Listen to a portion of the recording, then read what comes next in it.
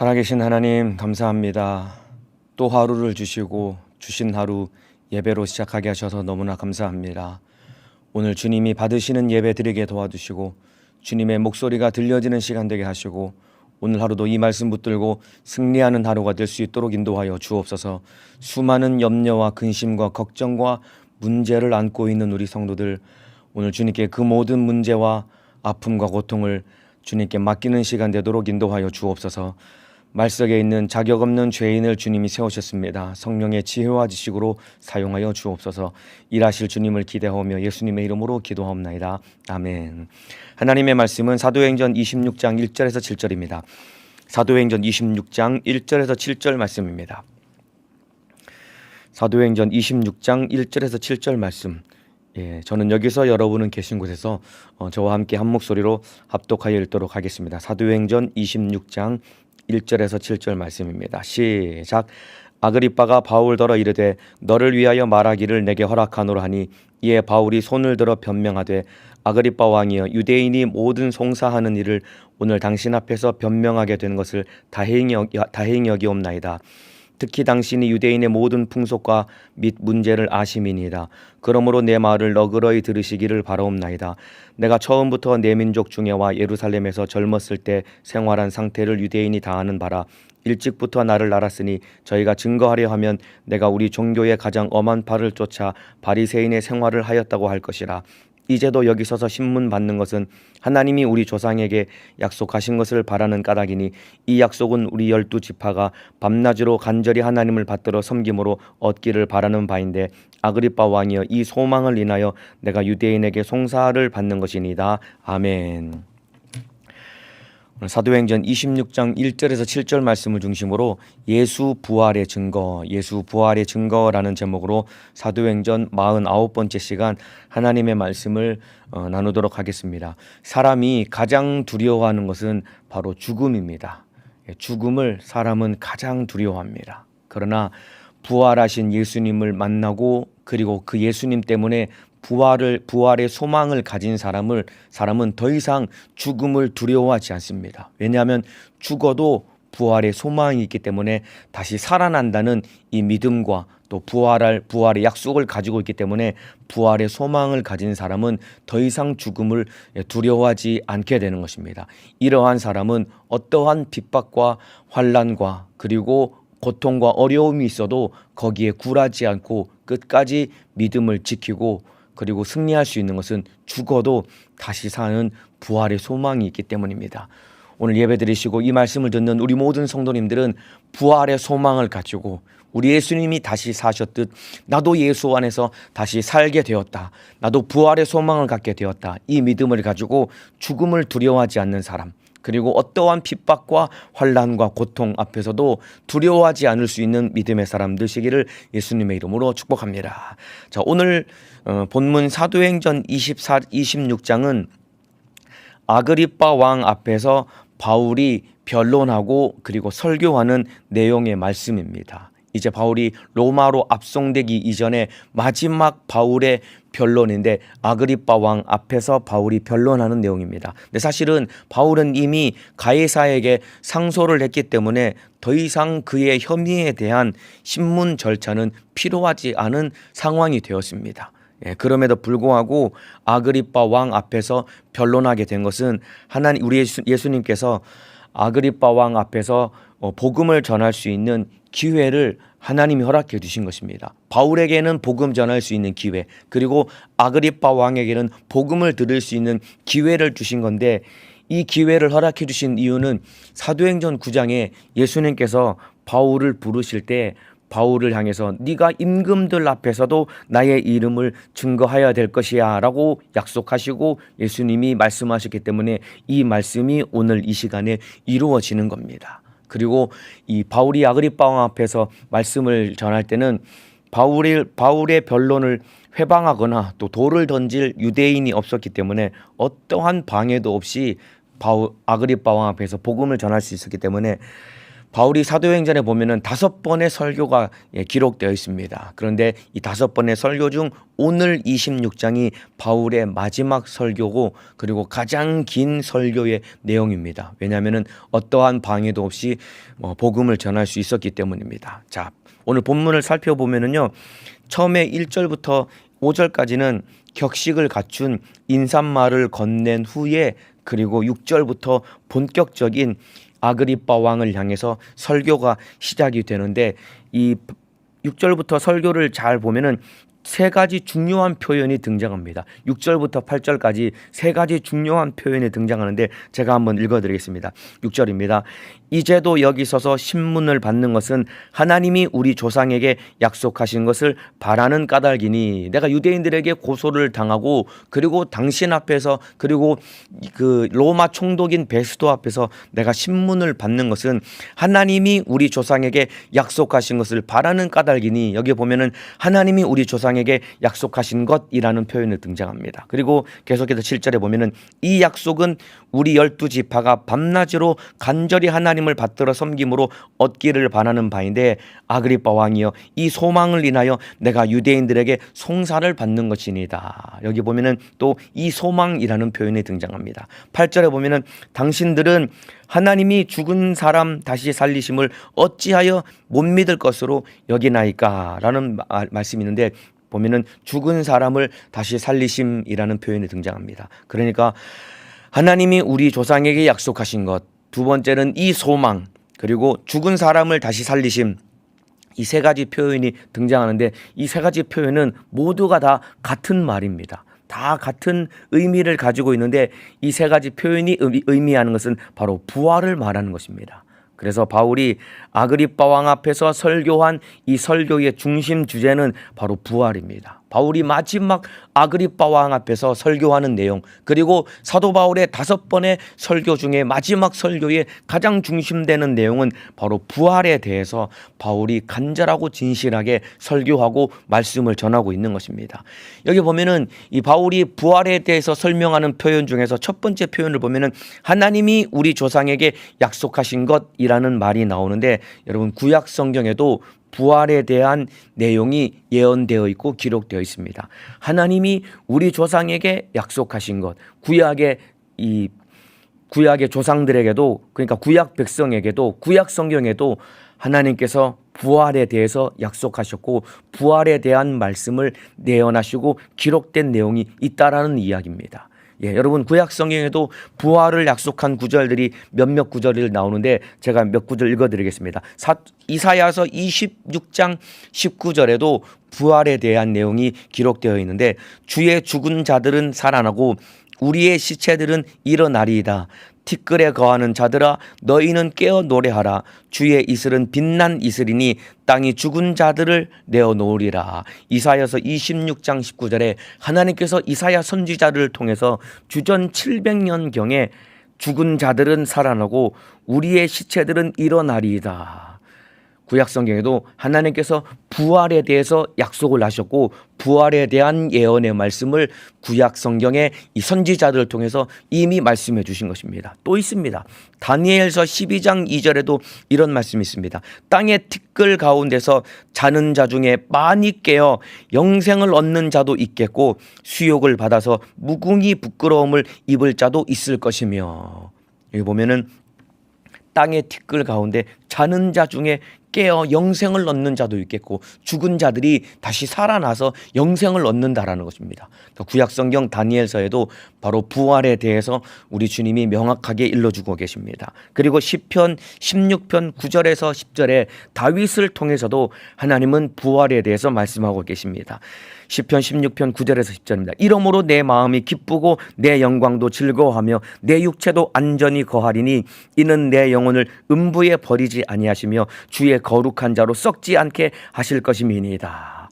다윗이라는 왕도 부활의 소망을 가지고 살았던 사람입니다. 그러니까 이사야 선지자도 그리고 다니엘도 그리고 다윗 왕도 구약 성경에 살았던 구약 시대에 살았던 구약 시대 사람들도 부활의 소망을 가지고 살았던 사람입니다. 그리고 이들은 부활의 소망을 가지고 성령의 감동을 따라 구약 성경에 부활에 대한 예언과 약속을 기록해 두었습니다. 그렇기 때문에 여러분 구약 성경도 부활을 말하고 있고 이 구약 성경을 읽고 믿었던 유대인들도 여러분 부활에 대한 소망을 가지고 이들도 부활을 믿었던 사람입니다.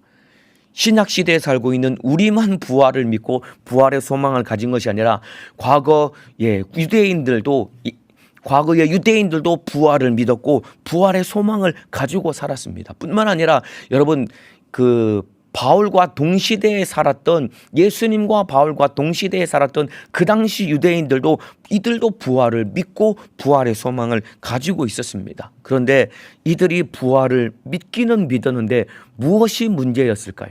바울이 핍박을 당하는 이유는 바울이 부활에 대한 소망을 가지고 있었고 부활을 증거했기 때문에 바울이 엄청난 핍박을 당했고 심지어는 목숨의 위협을 당했는데 유대인들이 부활을 믿었다 이 말입니다. 그런데 부활을 믿었는데 무엇이 문제였을까요? 왜 문제가 되었냐면은 유대인들은 예수님의 부활을 인정하지 않고 믿지 않았기 때문입니다. 바울이라는 사도가 부활의 소망을 가졌고 뿐만 아니라 예수님의 부활을 강력하게 증거했는데 문제는 유대인들은 자기들이 부활할 것을 믿고 소망했지만은 이들은 예수님의 부활을 인정하지 않았고 예수님이 부활했다는 사실을 믿지 않았습니다. 그러니까 예수가 부활했다라고 하는 이 사실을 전하는 바울과 사도들과 예수 믿는 사람들을 그토록 핍박하고 잡아 죽였던 것입니다. 여러분, 예수님이 시편 아까 읽어드린 시편 16편 10절에 보면은 이는 내 영혼을 음부에 버리지 아니하시며 주의 거룩한 자로 썩지 않게 하실 것임이니라 라고 기록이 되었는데 여기서 말하는 주의 거룩한 자는 예수님을 말하는 거예요. 다윗이 예언한 주의 거룩한 자로 썩지 않게 하실 것임이니이다 라고 하는 여기서 말하는 주의 거룩한 자는 예수님을 말하는 겁니다. 그렇기 때문에 약속대로 부활이 이루어졌는데 구약 성경의 약속대로 부활이 이루어졌는데 부활은 예수님을 통해서 가장 먼저 이루어진 겁니다. 그래서 예수님이 부활의 첫 열매가 되신 것입니다. 약속대로 부활이 이루어지는데 가장 먼저는 예수님을 통해서 부활이 이루어졌고 그래서 예수님이 부활의 첫 열매가 되셨는데 그리고 부활의 첫 열매이신 예수님을 통해서 우리도 구약의 약속대로 다시 부활의 영광을 얻게 될 터인데 바로 예수님을 통해서 우리도 부활의 영광을 누리게 되는 것이다 이 말입니다. 그래서 예수 안에 자는 모든 사람들도 다 주님 재림하실 때에 부활하게 되어서 부활하신 예수님과 함께 영원한 영생을 누리며 영광을 얻게 되었는데 문제는 유대인들이 예수님의 부활을 믿지 않았던 겁니다. 인정하지 않았기 때문에 바울을 그렇게 핍박하고 그리고 바울을 잡아 죽이려고 했던 것입니다. 근데 바울은 예수님이 부활의 첫 열매가 되셨고 그리고 예수 안에 있는 모든 사람들이 다 부활하게 될 것이다라는 이 사실을 예수님으로부터 직접 계시를 받았고 그리고 예수님으로부터 이 사실을 알게 되었기 때문에 자기가 계시받은 내용을 편지로도 그 교회들에게 편지를 통해서 기록해서 보낸 내용들이 있거든요. 자, 고린도전서 15장 20절입니다. 그러나 이제 그리스도께서 죽은 자 가운데서 다시 살아 잠자는 자들의 첫 열매가 되셨도다. 예수님이 부활의 첫 열매가 되셨고 데살로니가전서 4장 14절에도 우리가 예수의 죽었다가 다시 사심을 믿을진데 이와 같이 예수 안에 자는 자들도 하나님이 저와 함께 데리고 오시리라. 예수님이 부활의 첫 열매가 되셨고 예수 안에서 자는 자들도 함께 예수님과 함께 부활을 해서 부활의 영광을 누릴 것이다 라는 것이 구약 성경과 그리고 신약 성경 모든 성경을 통해서 우리 주님이 말씀하고 있는 내용인데 유대인들은 이 사실을 믿지 않고 믿을 수 없었거든요. 그래서 바울을 핍박하고 그들은 아직도 예수님의 부활을 믿지 못하기 때문에 이들이 예수를 믿지 못하고 여전히 저주 아래 살고 있는 것이다 이 말입니다. 여기 아까 말씀드린 데살로니가전서 4장 14절에 보면은 예수 안에서 자는 자들이라는 표현이 있습니다. 여러분 예수 안에 있어야 예수님과 함께 부활하고 영생을 누릴 수 있는 겁니다. 아무리 열심히 율법을 지키고 아무리 하나님을 섬겨도 예수 안에 있지 않으면은 여러분 부활의 영광을 누릴 수 없는 겁니다. 오직 부활의 영광을 누릴 수 있는 사람은 예수 안에 있는 사람들인데, 오늘 말씀을 듣고 예배 드리시는 우리 모든 성도님들, 예수 안에서 예수님과 함께 부활의 영광을 누리는 믿음의 사람 되시기를 주님의 이름으로 축복합니다. 여러분, 부활은 예수 안에 있는 사람들도 부활을 하지만은 믿지 않는 사람들, 예수 안에 있지 않는 악한 자들도 부활하게 됩니다. 이 내용이 아까 읽어드린 다니엘서 12장 2절에 기록되어 있는데, 다시 한번 제가 읽어드리겠습니다. 땅의 티끌 가운데서 자는 자 중에 많이 깨어, 티끌 가운데서 자는 자들, 그러니까 땅에 묻혀서 죽은 자들을 의미하는 겁니다. 죽은 자들이 다 살아나게 될 터인데, 그 중에 영생을 얻는 자도 있겠고, 영생을 얻는 자가 누구냐면 바로 예수 안에 있는 자들, 믿음 안에 있는 자들이 영생을 얻을 터인데, 그 다음에 수욕을 받아서 무궁히 부끄러움을 입을 자도 있을 것이며, 영원히 이 부끄러움을 당하며 영원히 멸망당할 자들도 있을 것이다라고 기록하고 있는데, 이 자들이 누구냐면은 바로 예수 안에 있지 않는 자들, 예수 믿지 못하는 자들이, 그들도 이 사망으로 부활을 해서, 그들도 부활을 해서 영원한 이 형벌을 받아서 영원히 멸망당할 것이다라고 기록하고 있는 겁니다. 여러분, 악한 자나 선한 자나 예수 믿는 자나 예수 믿지 않는 자나 다 부활하게 될 텐데, 예수 믿는 자는 영생의 부활로, 예수 믿지 않는 자는 영원한 심판, 지옥의 형벌을 받는 부활로 이 다 같이 부활하게 될 터인데, 저와 여러분들은 똑같이 마지막 때에 부활할 때 예수 그리스도를 믿는 믿음 안에서 영생의 부활로 우리 주님께 영광 올려드리며 영원한 생명을 얻는 믿음의 사람 되시기를 주님의 이름으로 축복합니다. 여러분, 바울이 아그리빠 왕 앞에서 마지막 변론하며 설교하고 애타는 마음으로 전하는 복음이 무엇이냐면은, 아그리빠 왕이여, 당신도 나와 같이 예수 믿고 부활의 소망을 갖자라고 바울이 애타는 마음으로 전도를 하는 것입니다. 오늘 예배하는 우리 모든 성도님들, 여러분들도 마찬가지입니다. 참으로 예수 잘 믿고 부활의 소망을 가지고 우리 주님과 함께 영원한 영생을 누릴 수 있는 믿음의 사람 되시기를 예수님의 이름으로 축복합니다. 여러분, 예수님의 생명을 얻은 자, 그리고 부활의 소망을 가진 사람은 죽은 조상에게 제사 지내지 않습니다. 이제 곧 추석 명절이 다가오지요. 우리가 예배할 대상은 부활하신 예수 그리스도 한 분뿐입니다. 죽은 조상은 예수 믿었다면은 이미 천국, 안 믿었다면은 여러분 천국에 가지 못했을 것이다, 이 말입니다. 우리가 예배해야 될 대상은 죽은 조상이 아닙니다.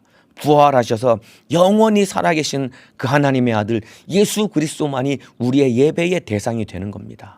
그렇기 때문에 부활의 소망을 가지고 우리 주님께만 예배하는 믿음의 사람 되시기를 주님의 이름으로 축복합니다. 바울이 아그리빠 왕 앞에서 내가 이렇게 부활하신 예수님을 믿고 내가 소망을 가지고 살아간다. 당신도 너도 예수 믿고 나와 함께 부활의 소망을 가지고 살자라고 애타게 복음을 전하고 있는 겁니다. 여러분, 바울이 유대인들에게 예수 믿고 구원받은 이후에 유대인들에게 평생 쫓아다니며 핍박을 당했습니다.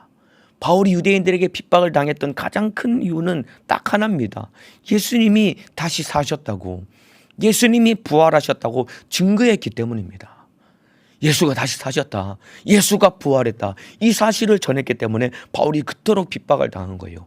얼마나 바울은 예수가 다시 사셨다는 얘기를 참으로 가는 곳마다 전하고 이 사실을 증거했냐면은, 마지막 자기에게 주어진 변론의 기회인 아그리빠 왕 앞에서 변론하는 이 자리에서도 예수가 다시 사셨다고 이 말을 하는 겁니다. 왜냐하면은 이 엄청나게 핍박을 당했음에도 불구하고 바울이 포기하지 않고 예수 복음을 전했던 이유는 왜 그러냐면은, 바울이 부활하신 예수님을 만났기 때문에 그런 거예요. 그토록 유대인들에게 핍박을 당하면서도 끊임없이 부활하신 예수님, 예수가 다시 사셨다고 예수님의 부활하심을 전했던 이유는, 바울은 부활하신 예수님을 그런 인격적으로 만났기 때문입니다. 자, 이후에 13절에서 18절, 사도행전 26장 13절에서 18절에 쭉 이어져 내려오는 내용은 무엇이냐면은, 바울이 다메섹에서 부활하신 예수님을 만난 그 사건을 다시 한번 아그리빠 왕 앞에서 진실하게 전합니다. 여러분, 바울이 예수님을 만난 이 간증은 사도행전의 전체 3번 기록되어 있습니다. 그리고 그 중에 2번은 바울이 자기가 간증한 내용으로 이 다메섹에서 예수님을 만난 내용이 기록되어 있는데, 오늘 본문 사도행전 26장에 바울이 다메섹에서 예수님을 만난 그 사건을 아그리빠 왕 앞에서 간증하고 있는데, 14절에 보면은 이런 내용이 있습니다. 우리가 다 땅에 엎드러짐에 내가 소리를 들으니, 이 다메섹에서 환한 빛이 확 쏟아질 때 바울이 땅에 엎드러지게 됩니다. 눈이 멀고 땅에 엎드러지게 됩니다. 그러면서 우리 주님의 목소리가 들려오는데, 히브리 방언으로 이르되 사울아 사울아 네가 어찌하여 나를 핍박하느냐, 가시채를 뒤발질하기가 네게 고생이니라. 가시채를 뒤발질하기가 네게 고생이니라. 이 표현은 사도행전 26장에만 딱 등장합니다. 사울아 사울아 네가 어찌하여 나를 핍박하느냐, 가시채를 뒤발질하기가 네게 고생이니라. 예수님이 이렇게 바울에게 말씀하셨다라고 바울이 직접 자기가 들은 목소리를 아그리빠 왕 앞에서 간증하는 겁니다. 여기 보면은 가시채라는 표현이 등장합니다. 가시채를 뒤발질하기가 네게 고생이니라. 여기 가시채라는 표현이 등장하는데, 가시채가 무엇이냐면은 끝에 아주 뾰족한 쇠나 아니면은 이 딱딱한 이 뼈 조각이 달린 채찍을 의미하는 겁니다. 채찍인데 채찍 끝에 날카로운 이 뾰족한 쇠붙이나 아니면은 아주 단단한 뼈 조각이 붙어 있는 채찍을 말하는데, 이 채찍을 어디에 사용하냐면은 소가 밭을 갈지 않습니까? 근데 밭을 가는 소가 말을 듣지 않으면은 이 가시채, 그러니까 끝에 쇠조각이나 뼈가 붙어 있는 이 채찍으로 소를 막 후려 때립니다. 예. 안 가거나 그리고 잘못된 길로 가면은 소를 이 채찍으로, 가시채로 막 후려 때립니다. 그러면은 어떤 일이 일어나냐면은 이 가시채로 매를 맞은 소가 이 반항을 합니다. 그러면서 반항을 하면서 막 뒷발질을 한다는 겁니다. 그러면은 뒷발질하니까 주인이 더 화가 나니까 더 심하게 매질을 때리는 거 아닙니까? 이 표현이 그런 의미인 것입니다. 그러니까 뒷발질하는 소에게 더 많이 이 가시채로 때리는 건데, 사울아 사울아 네가 어찌하여 나를 핍박하느냐, 가시채를 뒷발질하기가 네게 고생이니라. 이 말의 의미는 쉽게 표현하면은, 사울아 네가 왜 나를 핍박하니? 네가 나를 핍박할수록 오히려 너만 더 고통스러워지지 않냐, 이런 의미인 것입니다. 사울아 사울아 네가 어찌하여 나를 핍박하느냐, 가시채를 뒤발질하기가 네게 고생이니라. 소가 말을 안 들어서 가시채로 때렸는데 주인이 때리니까 소가 뒷발질할 때 더 심하게 매질하는 것과 똑같이, 사울아 네가 왜 나를 핍박하니? 네가 나를 핍박할수록 오히려 너만 더 고통스러워지지 않느냐라고 우리 주님이 말씀하시는데, 여러분, 이 말씀은 책망이 아니라 바울을 향한 안타까운 주님의 마음의 표현인 것입니다. 네가 나를 핍박할수록 너만 더 고통스러워지지 않느냐라고 예수님이 안타까운 마음으로 바울에게 말씀하고 있는 겁니다. 저도 들은 이야기인데, 이 수배자를 검거할 때 이 경찰들이 오랫동안 이 도피 생활을 하는 이 수배자를 검거하는 순간에 형사들이 이 잡힌 이 수배자, 범죄자에게 이런 말을 한다고 합니다. 뭐 다 그런 건 아니지만 제가 들은 이야기는 그렇습니다. 장시간 동안 도피 생활을 하면서 얼마나 많이 고생했습니까? 형사들은 추격을 하고 그 범죄자는 이 도피 생활을 하면서 이 쫓기는 이 피를 말리는 오랜 시간이 이 걸린 끝에 범죄자를 딱 체포하는 순간, 형사들이 그 수배자에게 뭐라고 얘기하냐면은, 이 수갑을 딱 채우고 그리고 옆에서 이제 딱 팔짱을 끼고 검거해서 가를 때 잡는 순간에 이런 말을 한다고 합니다. 고생했다. 너 아픈 데는 없냐? 라고 그렇게 말을 한다고 합니다. 고생했다. 너 아픈 데는 없냐? 라고 그렇게 말을 한답니다. 물론 이 죄를 지었지만은 그의 입장에서 생각을 해주는 거예요. 얼마나 범죄자도 물론 이 나쁜 짓을 저질렀지만은 자기가 막 이 힘든 마음에 쫓기면서 얼마나 마음이 힘들었겠습니까? 막 힘든 마음에 도망가는 그 마음의 입장에서 얘기를 해준답니다. 딱 잡는 순간 고생했다. 아픈 데는 없냐? 라고 그렇게 그의 입장에서 말을 건네줄 때 범죄자가 막 펑펑 운다고 합니다. 이와 마찬가지입니다. 바울을 향해서 바울아 바울아 사울아 사울아 네가 어찌하여 나를 핍박하느냐. 가시체를 뒤발질하기가 네게 고생이니라. 네가 나를 핍박하는 살수록 오히려 너만 고통스러워지지 않느냐라고 우리 주님이 말씀하실 때 아마 이 강팍했던 이 바울의 마음이 예수님의 이 한마디에 막 와르르 무너졌을 것입니다. 그리고 그 뒤에 15절에 내가 대답하되 주여 니시니까 주께서 가라사대 나는 네가 핍박하는 예수라. 이 한마디에 바울의 완악했던 마음이 확 무너진 것입니다. 예수님이 바울을 딱 붙잡고 담에색에서 환한 빛을 비춘 다음에 너 이놈의 자식 네가 나를 핍박하고도 네가 무사할 줄 알아. 이렇게 예수님이 바울을 막 책망하고 무섭게 겁을 준 것이 아니라 네가 나를 핍박하는 게 얼마나 고생스럽냐. 이렇게 예수님이 바울의 입장에서 얘기해 주신 다음에 주여 니시니까 나는 네가 핍박하는 예수라. 이 한마디에 반악했던 바울의 마음이 확 무너지게 되고 이때 바울이 예수님 부활하신 예수님을 만나게 된 겁니다. 그리고 바울은 예수님을 만난 이후에 바울의 인생이 완전히 180도 뒤집어지고 변화되게 됩니다. 이후에 부활하신 예수님을 만난 이후에 바울은 평생 자기가 만난 부활하신 예수님을 전하는 인생을 사는 자가 되었습니다. 사랑하는 우리 성도 여러분들, 저와 여러분도 이 바울이 충격적으로 부활하신 예수님을 만난 것처럼 저와 여러분도 부활하신 예수님을 인격적으로 우리 심령 가운데 깊이 만날 수 있는 믿음의 사람 되시기를 예수님의 이름으로 축복합니다. 예, 우리 모두가 다 예수를 믿습니다. 그리고 교회 다니며 신앙생활한다 이 말입니다. 그런데 바울은 정말로 자기 인생이 완전히 뒤집어질 만큼 부활하신 예수님을 충격적으로 만난 이후에 강팍했던 마음이 완전히 무너지고 부활하신 예수님 때문에 사는 자로 변화된 것처럼 저와 여러분의 인생 가운데도 부활하신 예수님을 인격적으로 만나고 그리고 그 예수님 때문에 사는 믿음의 사람 되시기를 예수님의 이름으로 축복합니다.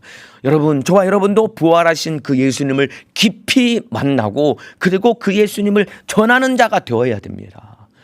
여러분, 부활하신 예수님을 만났다고 인정하시면 아멘 하시겠습니다. 예, 저와 여러분도 우리 모두가 다 부활하신 예수님을 만났다 이 말입니다. 그 예수님을 전하는 자가 되어야 되는데 여러분, 예수님의 부활이 사실임을 증명할 수 있는 예수님의 부활이 사실임을 증명할 증거는 무엇일까요? 저와 여러분도 바울이 부활하신 예수님을 가는 곳마다 전했던 것과 똑같이 우리도 가는 곳마다 만나는 사람들마다 부활하신 예수님을 증거해야 되는데 여러분, 예수님이 부활하셨다는 사실을 증명할 수 있는 증거는 무엇일까요? 오늘 제목이 예수 부활의 증거인 것입니다. 여러분, 예수님은 확실하게 부활하셨습니다. 그런데 그 예수님이 부활하셨다는 사실을 증명할 수 있는 증거는 무엇일까요? 그 증거는 바로 다른 것이 아니라 바로 나 자신입니다, 여러분. 바로 나 자신, 내가 예수님이 부활하셨다는 사실을 증명할 수 있는 가장 확실한 증거입니다. 다른 것이 아니라 예수님 때문에 변화된 나의 삶이 복음이 진짜임을 증명해 주는 증거인 겁니다, 여러분. 다른 데 있지 않아요. 예, 물론 기록된 이 성경 말씀이 하나님이 살아계심을 증거할 수 있는 확실한 증거이지만은 이 하나님의 말씀이 내 안에 있고 이 하나님의 말씀이 내 안에 경험되었다라고 한다면은 그리고 예수의 부활이 진짜라고 한다면은 나의 삶이 변화되었고 그리고 변화된 나의 삶을 통해서 복음이 진짜임을 증명할 수 있는 것입니다, 여러분들. 여러분의 삶은 어떠십니까? 여러분의 삶은 어떠십니까? 진짜 예수를 만나고 그리고 진짜 내 삶이 변화되어서 만나는 사람들마다 이 성경이 진짜 하나님의 말씀이야, 예수님은 진짜 부활하셨어 라고 여러분의 삶을 통해서 예수님이 부활하신 것을 증명하는 그런 삶을 살고 계십니까?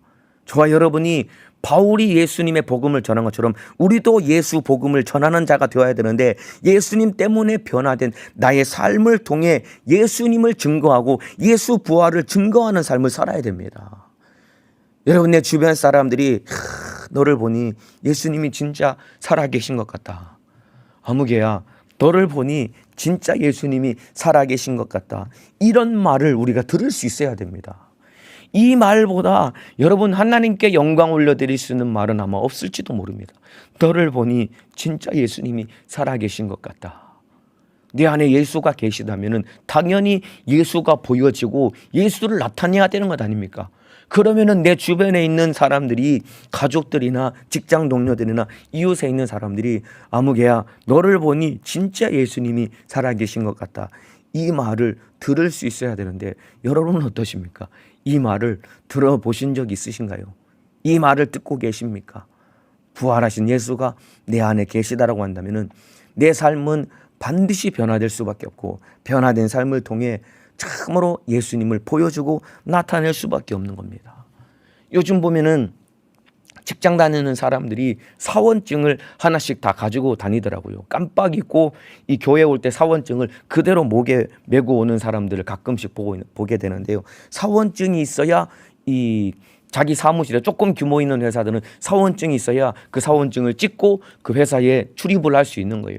그러니까 이 회사에 소속되어 있다라고 이 증명할 수 있는 가장 확실한 증거는 사원증입니다. 이게 있어야 출입을 할 수 있고, 사원증을 딱 보여주기만 하면 나는 이 회사 소속입니다라는 것을 명확하게 보여줄 수 있는 겁니다. 이와 마찬가지입니다. 내 안에 부활하신 예수가 계시다면은 예수님을 나타내고 보여줄 수밖에 없는 거예요.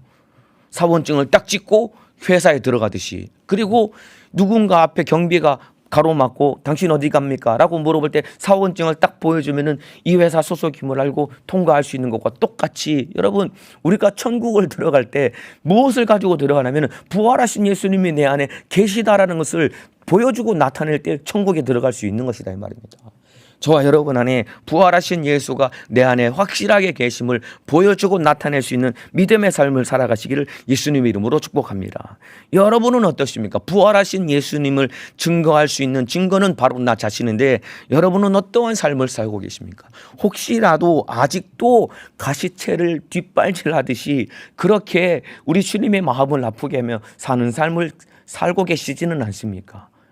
이제 여러분 예수님을 보여주고 나타내는 복된 믿음의 삶을 살아가시기를 예수님의 이름으로 축복합니다. 여러분, 바울이 예수 만나기 전에는 정말로 죄인 중에 괴수였고, 그리고 회방자였습니다. 복음의 회방자였습니다. 이 사실도 여러분 바울이 아그리빠 왕 앞에서 솔직하게 바울이 다 털어놓습니다. 정말로 바울이 예수 만나기 전에는 복음의 회방자였고 죄인 중에 죄인이고 괴수였는데 바울이 완전히 변화된 사실을 아그리빠 왕 앞에서 간증하고 전하고 있는데, 사도행전 26장 9절에서 12절 말씀입니다. 제가 읽어드리겠습니다. 바울이 과거에 예수 만나기 전에 얼마나 악한 자였는지 스스로 고백하고 표현하는 내용입니다. 9절입니다. 나도 나사렛 예수의 이름을 대적하여, 예수 이름을 대적했다라는 것입니다. 나사렛 예수의 이름을 대적하여 범사를 행하여야 될 줄 스스로 생각하고, 자기가 해야 될 일은 예수님의 이름을 대적하는 것이 자기가 할 일임을 알고 그렇게 행동했다라는 겁니다. 그러면서 10절에 예루살렘에서 이런 일을 행하여 대제사장에게서 권세를 얻어가지고 많은 성도를 옥에 가두며 또 죽일 때에 내가 가편 투표를 하였고, 여러분 바울이 스데반을 죽일 때만 가편 투표를 한 것이 아닙니다. 찬성한 게 아닙니다. 바울이 스데반 말고도 굉장히 많은 수많은 예루살렘에 있는 성도들을 옥에 가두었습니다. 그리고 스데반뿐만 아니라 스데반의 순교로 인해서 촉발된 이 핍박으로 인해서 꽤나 많은 예루살렘 성도들이 많이 죽었다라고 바울이 직접 자기 입으로 고백하는 겁니다.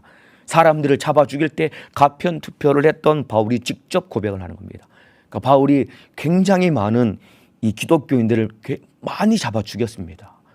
굉장히 무서운 사람입니다. 또 11절에 보면은 또 모든 회당에서 여러 번 형벌하여 강제로 모독하는 말을 하게 하고, 이게 얼마나 무서운 말이냐면은 예수 믿는 사람들을 잡아다가 회당으로 끌고 와가지고 그들에게 형벌했답니다. 그러니까 고문을 가한 겁니다. 그러면서 강제로 모독하는 말을 하게 하고, 사람들에게 바울이 막 고문을 가하면서 너 말해, 예수는 저주받은 자다, 예수는 하나님의 아들이 아니다, 나는 예수 믿지 않겠습니다, 이렇게 하나님의 아들 예수를 저주받은 자다라고 모독하라고, 그러니까 이 배교하라라고 바울이 엄청나게 많은 사람들에게 형벌을 가하고 고문을 가하면서 핍박을 했다라는 것입니다. 그러면서 저희를 대하여 심히 격분하여 외국 성까지도 가서 핍박하였고 그 일로 대제사장들의 권세와 위임을 받고 다메섹으로 갔나이다. 여러분, 바울은 예수 만나기 전에 정말로 너무나 악독하고 진짜 잔인한 사람이었습니다. 일제시대 때 예수 믿는 사람들을 이 잡아다가 고문하는 그런 일제시대의 순사는 저리 가라고 할 만큼 바울은 너무나도 악독하고 잔인한 사람이었습니다. 많은 사람들을 잡아 죽였고, 그리고 잡아다가 회당에 앉혀놓고 고문을 가하면서 예수 부인의 우리가 그 뮤지컬이나 연극을 통해서 본 것처럼 바울이 똑같이 이 행동을 바울이 했다 이 말입니다. 그런데 바울이 예수님을 만나고 인생이 완전히 변화되었습니다. 사울아 네가 어찌하여 나를 핍박하느냐. 가시체를 뒷발질하기가 네게 고생이니라. 이렇게 주님의 목소리를 듣고 바울이 예수를 만나서 바울의 인생이 완전히 변화되었습니다. 디모데전서 1장에 보면은 내가 전에는 회방자여 핍박자여 포행자였으나, 이 말이 사실 그대로입니다. 바울은 정말로 복음을 회방하는 자였고 예수님을 핍박하는 자였고, 그리고 예수 믿는 자들에게 엄청난 이 핍박을 가는 포행자였다 이 말입니다. 그런데 12절에 보면은 나를 충성되이 여겨 내게 직분을 맡기심이니, 과거에 바울이 예수님을 복음을 회방하고 핍박하는 자였지만은 이제는 충성되이 여겨 직분을 맡기셨다라고 하는 말씀처럼 바울이 예수를 만난 이후에 예수님의 부활을 전하는 자가 되었습니다. 그래서 오늘 본문에서도 아그리빠 왕 앞에서 그 부활하신 예수님을 만났음을 간증하며 그 예수 믿으라고 전도하는 것입니다. 아마 바울의 마음에는 사무치는 마음이 있었을 것입니다.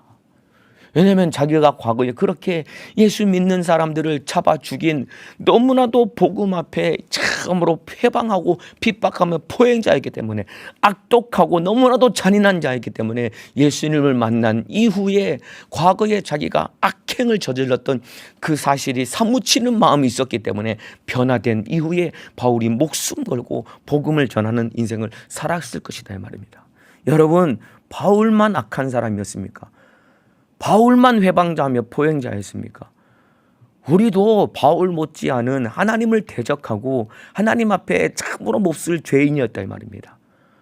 그런 죄인인 우리도 바울이 만났던 그 부활하신 예수, 우리도 만났다라고 한다면은 이제 우리도 참으로 예수 복음을 전하는 자가 되어야 되고, 이제 우리 인생도 완전히 변화되어서 바울이 가는 곳마다 목숨 걸고 복음을 전했던 것과 똑같이 저와 여러분도 목숨 걸고 복음을 전할 수 있는 믿음의 사람이 되어야 된다 이 말입니다.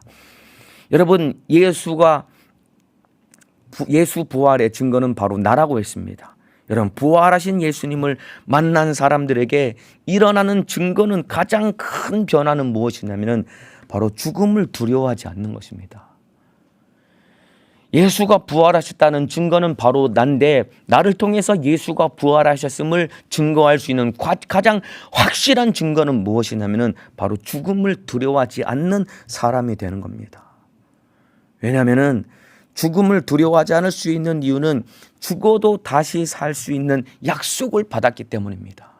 예수님이 십자가 달려 피 흘려 죽으셨기 때문에 부활하셔서 부활의 영광을 누리시는 것과 똑같이 우리도 예수를 위해 죽어야 부활의 영광을 예수님과 함께 누릴 수 있는 것처럼, 여러분, 우리는 죽음을 두려워하지 않아도 되는 이유는 죽음 이후에 다시 살아나는 약속을 받은 자이기 때문에 우리는 죽음을 두려워하지 않을 자가 되었다 이 말입니다. 그래서 여러분, 부활하신 예수님을 만난 사람들에게 일어나는 가장 큰 변화는 죽음을 두려워하지 않는 것입니다. 사랑하는 성도 여러분, 저와 여러분이 죽음을 두려워하지 않고 부활의 소망을 가지고 담대하게 살아가는 믿음의 삶을 살아가시기를 예수님의 이름으로 축복합니다. 여러분, 이 세상에서 가장 담대한 사람은 죽음을 두려워하지 않는 삶을 사는 사람입니다.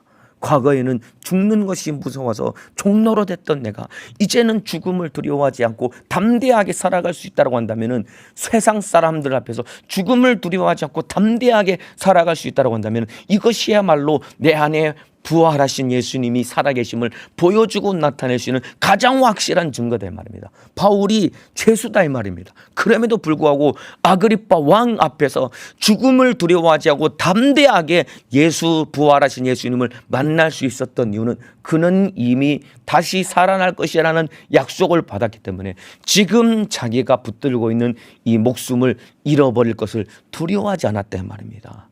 사랑하는 성도 여러분, 저와 여러분도 모두가 다 죽음을 두려워하지 않을 수 있는 그런 부활의 소망을 가진 믿음의 사람 되시기를 예수님의 이름으로 축복합니다. 이제 추석 명절이 다가옵니다. 많은 성도들이 우상 숭배의 핍박으로 이번 명절에도 큰 어려움을 겪을 것입니다.